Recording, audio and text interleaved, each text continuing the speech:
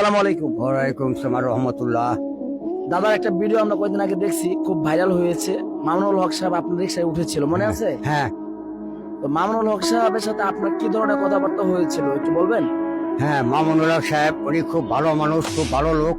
আমার পছন্দ হয়েছে, মার্ক আমার পছন্দ হয়েছে। 13 আসনে জনগণ তাকে পছন্দ করছে।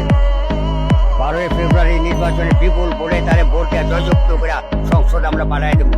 তার মতন লোকের আমাদের এলাকায় দরকার আছে। বুঝলেন, এই এলাকায় চুরি ডাকাতি খুন খারাপ অনেক বেড়ে গেছে। আওয়ামী লীগ দেখছি, বিএনপি দেখছি, জাতীয় পার্টি দেখছি। এখন আমাদের দরকার রিক্সা। মামুনুল হক সাহেবের মতো লোক পাই না। আমি 13 আসনের জনগণ মা ও বোনদের কাছে অনুরোধ করবো, তারা যেন আল্লাহর দিকে যায় মামুনুল হক সাহেবের একটা রিক্সা মার্কায় ভোট দেয়। এই দাবি আমার।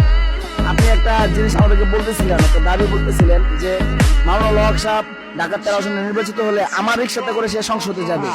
এটা আপনি মামুনুল হক সাহেব আল্লাহ রহমত উনি পাশ করেন, তাহলে আমার এই রিক্সা দিয়া তাহলে সংসদ ভবন নিয়ে যাবো।